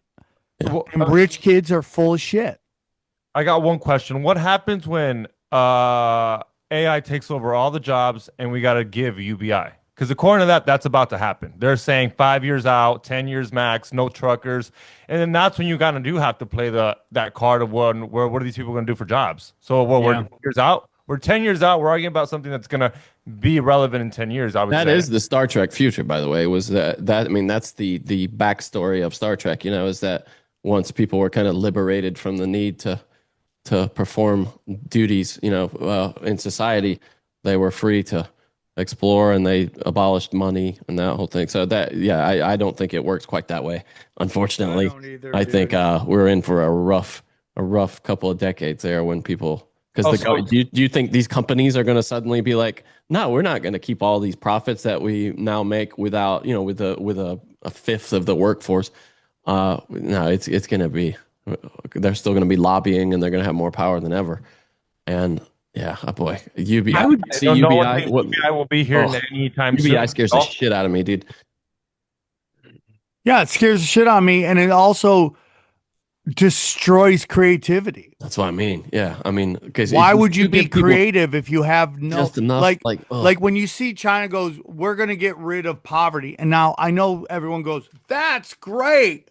Getting rid of poverty is great. Okay, I get that, but you also don't understand how much incredible art, how much incredible ideas come out of someone trying to change their family's fortune. This desire to rise out of the situation. You take that away. I mean, we all basically become our house pets. We have nothing to do. We just wait till they feed us and we just do whatever we want, whenever we want, which is just sit around and do nothing. And then you look at a lot of these land countries that have socialism. The way you really get out from poverty is sports, maybe art, maybe become a great singer, okay? Or you join the black market and you start doing black market fucking cartel shit. That's how you fucking get out of that shit. I mean, it's crazy to me. It's just absolutely crazy to me that people don't see that the system is broken because we allow the extremely rich who come in with generational money to manipulate the system so that they thrive, and when they fail they get bailed out by the government, which is not capitalism. Too big to fail is socialism. Okay, so I just don't understand why so many people have been pulled out of poverty through hard work and ingenuity, that people don't see that. And it's just rich kids who have had such an easy life. They're just fighting shadows in the cave. They're battling windmills because they need purpose in their life. And that's what UBI will strip people of, is purpose. Yeah. For better or for worse, you have a job, you hate your job, but you get up in the morning and go and do it. There's things on your calendar. What if your calendar was totally empty, like forever, and you never had a job and you didn't have to do that? Some people go, that'd be great. I'd play video games all day. Okay. But for anybody who has any sort of internal drive, motivation, a desire to be better, it gets totally stifled and crushed out of you, because what's the motivation for me to do better if I know that I'm capped, that I can never really achieve anything? The most I can ever do is get this UBI, but I can never excel. And that I think has prices that it's impossible to quantify. What that does to society when they're just stripped of motivation altogether, I think that is what it does to the soul, man. What if it creates conformity? I mean, like Hollywood is a great example of that. It got away from art and it got away to conformity, people were just creating art not for the consumer, but for the suits they were pitching it to, which are the elites of Hollywood. And then it just destroyed art. It no longer was about creating greatness and inspiring people. It was really just about selling a show to suits that just were looking for this cultural Marxist bullshit. And that's why Hollywood is dead. They have nobody to blame but themselves. If UBI if UBI has to happen, what if there was like a tier of UBIs? Jesus, XG, we know you want UBI. You're just like, well, what if it's like this? I'm just saying, like, what do you mean, like tiers for whom? Like what? Some people get more. You get the shittiest one. You don't do any work. You don't participate. You don't do nothing. You just get to live off of like. What do you do if you get less money? Like what is your job? You're saying you create art. You create art, even if it's not good. You're doing something. Like, oh, you're a creator. I don't know. Just tiers. You have way too much faith in the elites to think that they would be okay with it. They would incentivize anybody doing anything. Okay, I don't want to keep you much longer, but I know you mentioned fifth generation warfare. I know we got a little bit into it, but real quick breakdown of what we're talking about here. It's the warfare that isn't necessarily bullets flying your way. You know, we've been in it. For those, it's psychological operations, it's economic war, it's economic weapons, things like sanctions and manipulation and tariffs and supply chains and all that stuff. It's not tanks on the corner that force you to feel a certain way. It's hidden. It's more subversive. It's information warfare, cyber attacks, disinfo campaigns, and Smith Modernization Act of 2012, which legalized propaganda. All this stuff plays a role. Social manipulation, political subversion. So everyone is thinking that World War III is going to be this, hot war, bombs start falling, and then we know CNN makes an announcement, World War III started today. I think a case can be made that it's already started, that the war is against us, and that the battlefield is our minds, and that they have been attacking us for years. I mean, frankly, it started with COVID. Really, it started with 9/11 for our generation. But with COVID, things have happened that's why people are having a hard time making heads or tails out of what's going on. They've been chemically poisoned through vaccines, disconnecting, I think some sort of God particle for a lot of people. I mean, there's, depending on who you ask, post-vaccination people tend to be a little disconnected in some ways. I don't know the ins and outs of it, but there's anecdotal evidence that people who've taken a lot of the shots seem a bit disconnected. It reminds me of what Rudolf Steiner wrote about 100 years ago, talking about a vaccine that removes your soul.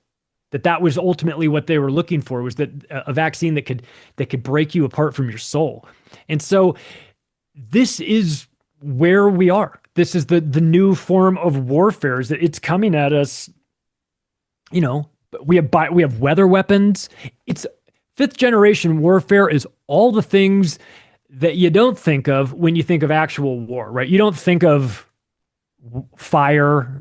You don't think of, burning out Maui or Malibu or whatever. But this is components of it. This is famine, biological warfare that way. So it's just, there's a new version of controlling the people. It used to be that you had to do it with, World War I. It was trenches and trench warfare. World War II, a little bit more disconnected from each other, but still on the battlefield.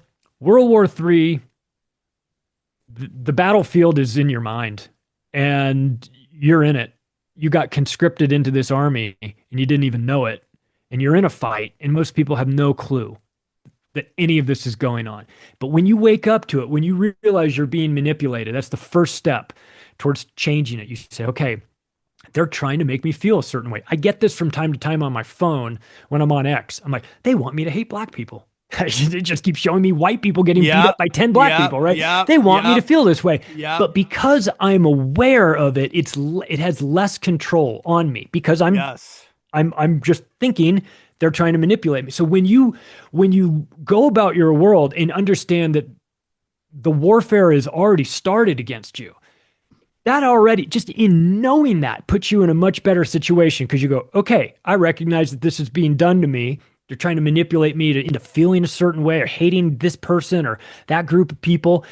And so because I'm aware of that, I'll be more mindful to not fall into those traps. So I think the first step is just recognizing that we have a problem here, and it's only going to get worse. So we'll talk about this later. We don't have to dwell too much on it. And I'm not trying to freak people out, of course, but you've heard the term fifth generation warfare, and maybe we're unsure exactly what it really means, but it's I've got an episode of Macroaggressions that'll be out in a couple of weeks called Louder Than Bombs. And we talk about how that psychological control really works. And I'll tell you what, it's way more effective and a whole lot cheaper than trying to kill everybody, is if you can just infect their minds and remove possibilities. It's the most effective tool that they have right now. So true, dude. So everything is a battle for your mind and soul. Yeah. Everything, dude. And you just see people falling for it.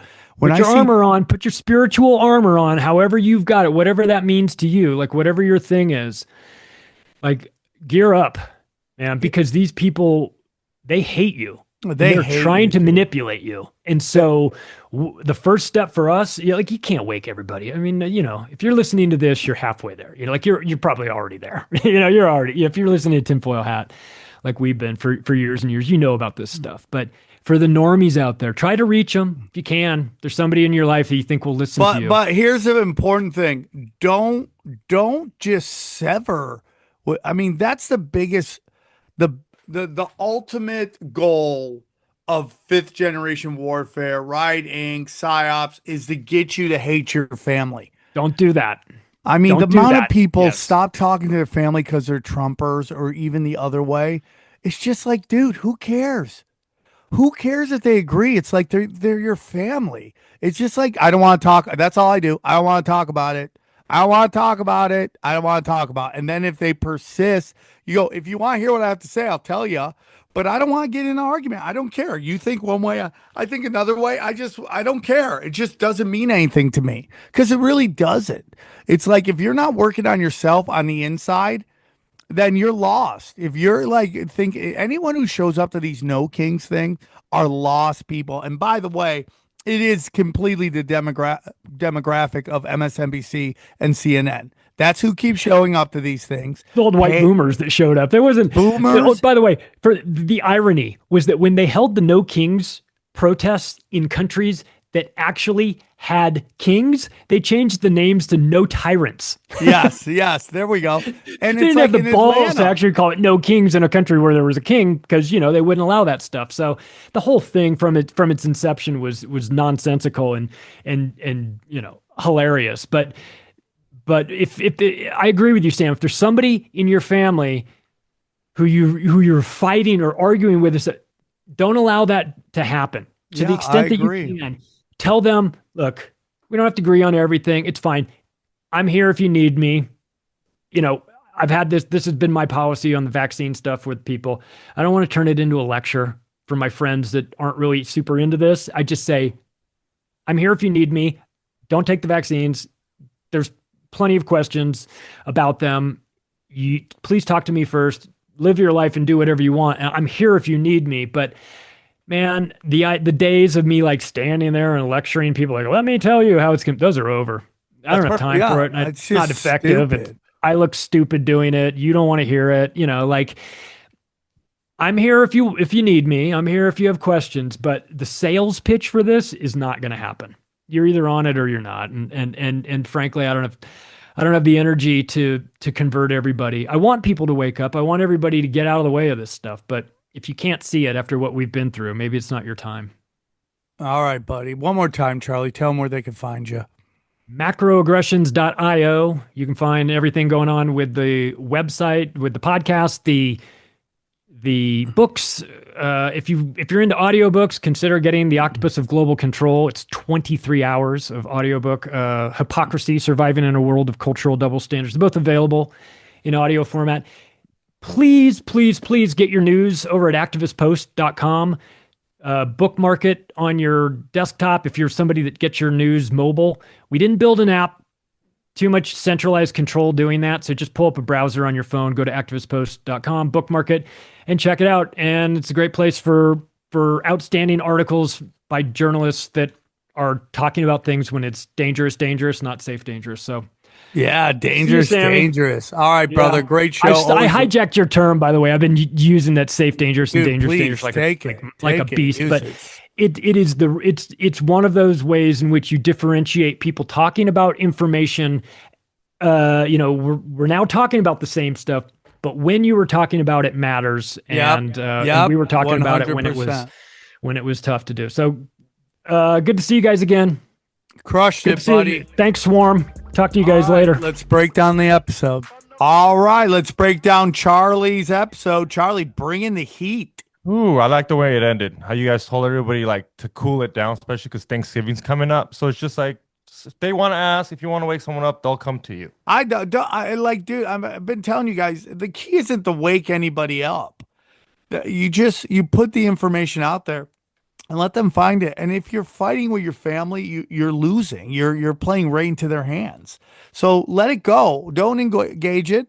And I've done this thing. I just learned. I don't know why it works, but if I'll go, oh, Epstein was some Mossad agent, and they're like, no, he wasn't. I go, okay, whatever you want to think. And they're like, well, what do you mean? And it's like, I don't know what that is, but they just get so engaged, and it's like, I just don't care if you don't believe me. I just don't. It's just like, I wouldn't say it if I didn't believe it. Yeah, and if I didn't totally believe it, I would be like, this is what people are saying. I don't know, But that response, if you say that response to me, all I think is so much. You're like, oh, whatever, dude. Yeah, you want to believe? You want to know? I'm just not here to argue with motherfuckers. Right? That's my biggest thing. I just don't want to argue with motherfuckers, so I'm just not going to get into it. I don't care. So that's kind of where it is. So, I have friends of mine who's like, I don't talk to my family anymore. I'm like, and how is that winning or you being on the right side of history or any of that shit? That sounds absolutely miserable to me. Dude, I mean, we had somebody tweet the other day, like, we unfollowed you because you know this. It was about you, Sam. It was like, this guy right here. You work with him, and it's just politically they disagreed with him, and the guy. So, like, come on, man. That's really how you're. I get it. It's tough at the dinner table, but family's family for a start. You gotta. I mean, going into Thanksgiving, I guess this is appropriate. Let it to talk go, about. let it go, Yeah. let it go. Be the change that people need to see. Yeah, be an example. That's how you do Yeah. it. And it just sucks that there's so many people that are just lost in this shit, that they are just so consumed by these psyops and fighting these windmills while like real crazy shit's going on. And it's absolutely insane to me. So I don't know, man. You just gotta. I mean, like all these different NGOs and all these billionaires. We'll get into that real quick. Go to samtripoli.com. Go to samtripoli.com. Johnny, can you put? Are you gonna put this in? Can you add it to the screen? Go Yeah, to XG. samtripoli.com. Go to xg. Go to please Go hit to the xg.com. go to hit the allow or whatever requirement is. There we go. I got dates coming up. We got Las Vegas this weekend. Yeah, this comes out tonight. We're there tonight. Nice. Grab your tickets. Minneapolis. Then I'm gonna be in New Year's Eve. I'm gonna be at the Dojo of Comedy, and then the big show's coming. That's right, January 10th. Word War Debate. Everybody that I've talked to is saying this is the greatest idea ever. I'm blown away by the feedback. Now it's up to us to fucking execute it. It's going really well. It will. I can't wait. I'm probably gonna get in there a day or two early and just fucking bang it out, dude. Bang it out. So go to samtripoli for that. We also have a lot of great things going on the website, dude. I'm putting up so much content. You don't even need to go to YouTube. Just go to samtripoli.com. All my free content's there. All of my premium content's there. I mean, the Kurt and Sam Experiment, Volume 5, Fire, whatever this is, all that stuff's there. My Deep Conspiracy Rewinds are great. So just join me there. Johnny, talk about really get into Cash Daddies. Like, are we killing it or are we killing it? Both of those, Sam. Okay. Yeah, Howie has started a new thing now where at the start of each quarter he says, "All right, we're investing X," as kind of a Man, he loves to give away project. what he's doing, huh? It's like really amazing. Yeah, yeah, he does. Yeah, as kind of a project that people can follow along themselves. He says, "All right, we're investing X at the start of a quarter, and then let's see what the outcome is at the end of a quarter." And he's been so far doing really well. Howie is that. brilliant, But you can in follow so along. many ways, except for when he took the Raiders with the points. That was not brilliant. Go down. Chaos Twins, guys. I'm gonna start putting out some of the color. You can see it. I need people to come and grab this. I'm telling you, this is gonna be a great issue for you and your kids. Great, something great for Christmas. Check it out. Issue 2's coming. Go down. Check out the T-shirts. I'm telling you, I'm about to design the new tinfoil hat. The most trusted name in news shirt that will be out soon. PSYOP season. Disobey. All those shirts are there. Modern Day Prophet, Wood Army. Come on, join the Wood Army, dude. It is on fire, dude. Everyone loves it. It's a 7-nation army. It couldn't hold us now. And then go back. Our affiliates, we love them. Obviously, buy gold and silver. We love Wise Wolf. They're sponsoring Word War Debate. Mineral Kings are great. And our good friends, like Charlie was talking earlier, Chemical Free Body. I take it every day. And I feel it when I don't take it. Guys, I feel it when I don't take it. Okay.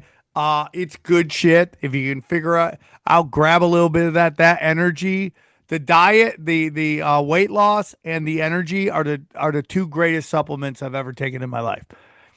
Yeah, it's the that no, go back a little quick. Go back. Go. It's that one right there. Nope, go back. Man, It's right up, top, right there. Nope, over one, nope, down, over. There you go. This one. That one. It's that yellow bottle weightless. I love that stuff. And then the one I've been talking about forever, the energy one, are my two favorites. I take them every freaking day. So check them out. Guys, anything else? Hit that like button, subscribe. I got my first fucking warning strike on my YouTube channel. So Yay, look who's all grown up. What was it for, actually? Take down the exposure. website. Yeah. Congratulations, dude. Yeah. What'd you talk about that got you up? They got you with? I reviewed some homeless chicks, and you can see her tit a little bit, and it's just got flagged. Why are you showing tits on YouTube, you Come crazy on, prick? I love he won't put his co-host who has a fat rack on, but he'll show homeless tits.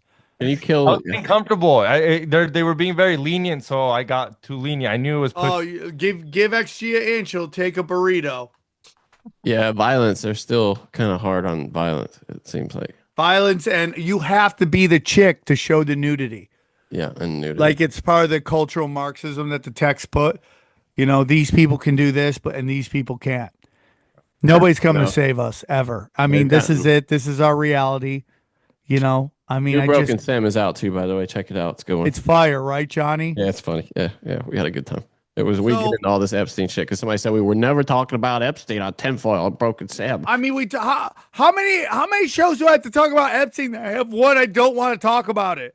I just want to talk about my life. They were really complaining about tinfoil and Broken. They were like, you guys just don't talk about it. Go back. We've talked about it 1,000 times. We're the only reason you fucking know about it. Yeah, dude. What are you talking about? We love you guys. We love you guys. Without the fans, we'd be talking to ourselves. We realize that. But you have to understand, dude. It's like this is episode 945.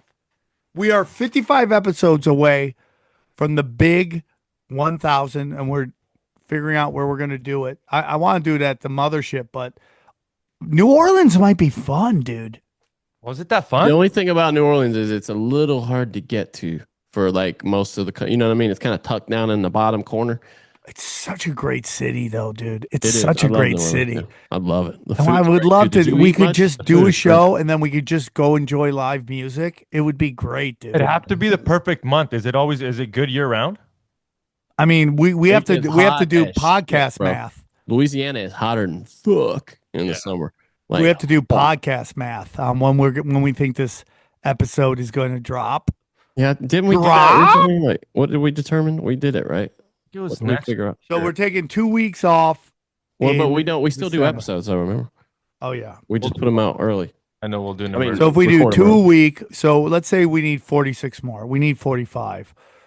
But let's just 46 divided 4 by months. 2 is 23. 23 weeks. That'll put us at, what is that? 23. Okay, divide that by 2 then, right? Because that's months then. yeah. 20. Okay. 46 episodes. Divide by 2 is 23 weeks. Divide by 2. There's 4 weeks in every month, Months, 5 to 6 months. 5 or 6 months.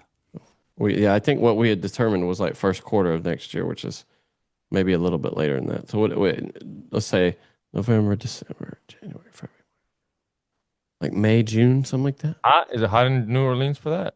Is it doable? No, but that's a great time to do it. Starts getting warm. Yeah. People want to come out. Chicks can be half naked. Let's go.